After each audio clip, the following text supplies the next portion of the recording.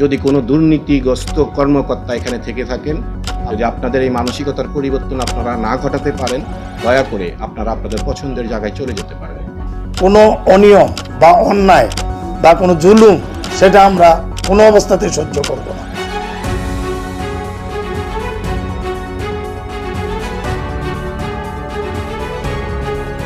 Comilla city কর্পোরেশনের নতুন প্রশাসকের দায়িত্ব পেয়ে ইউসুফ মোল্লা টিপু এবং কুমিল্লা জেলা পরিষদের প্রশাসকের দায়িত্ব পেয়ে মোস্তাক মিয়া সোমবার সকালে তাদের প্রথম কার্যদিবস শুরু করেন। নিযুক্ত হবার পর প্রথম কার্যদিবসেই কুমিল্লা নগরীর সড়ক নির্মাণ কাজের তদারকিতে গিয়ে সিটি কর্পোরেশনের দুই কর্মকর্তাকে শোকজ করেছেন প্রশাসক Yusuf Molla Tipu. Thomson bridge medical college সড়কের নির্মাণ কাজে সন্তোষজনক অগ্রগতি না হওয়ার অভিযোগে দুই পরিদর্শককে শোকজ করেন তিনি। এর আগেই সকালে সাংবাদিকদের সাথে মতবিনিময়কালে ইউসুফ মোল্লা টিপু বলেন, তিনি দুর্নীতিমুক্ত সিটি কর্পোরেশন গড়তে চান। দুর্নীতি ছাড়তে না পারলে সিটি কর্পোরেশন ছেড়ে দেওয়ার কঠোর বার্তা দেন সিটি কর্পোরেশনের কর্মকর্তা ও কর্মচারীদের। আজকে থেকে এই সিটি কর্পোরেশন একটি দুর্নীতিমুক্ত সিটি কর্পোরেশন হিসাবে আমি ঘোষণা করছি।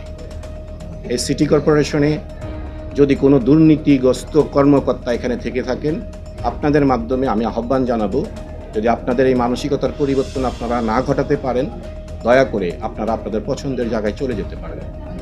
এই সিটি কর্পোরেশনে যদি আপনারা কর্মরত থাকেন, অবশ্যই দুর্নীতিমুক্ত হয়ে স্বচ্ছ হয়ে আপনাদেরকে এখানে থাকতে হবে।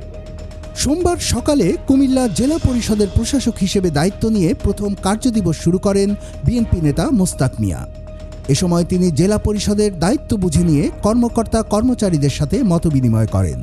পরে সাংবাদিকদের মুখোমুখি হয়ে মোস্তাক মিয়া বলেন, অতীতের মতো কোনো সমস্যা জেলা পরিষদে বরদাস্ত করা হবে না, বরং কোথাও কোনো অভিযোগ থাকলে সেগুলো খতিয়ে দেখে জেলা পরিষদকে পরিচ্ছন্ন করা হবে। অতীতে যাই হয়েছে, কিন্তু এখন থেকে কোনো অনিয়ম বা অন্যায় বা কোনো জুলুম সেটা আমরা কোনো অবস্থাতে সহ্য করব না।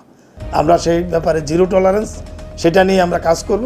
ইনশাল্লাহ আশা রাখি আমরা সেটা কুমিল্লার এই জেলার মানুষকে নিয়ে, আমার এই কুমিল্লার মন্ত্রী মহোদয় নিয়ে, এমপি সাহেবদের নিয়ে আমি সেটা ইনশাল্লাহ করতে পারবো।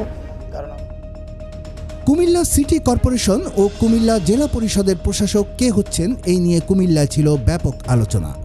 অবশেষে এই দুই চেয়ারে বসলেন দুই বিএনপি নেতা।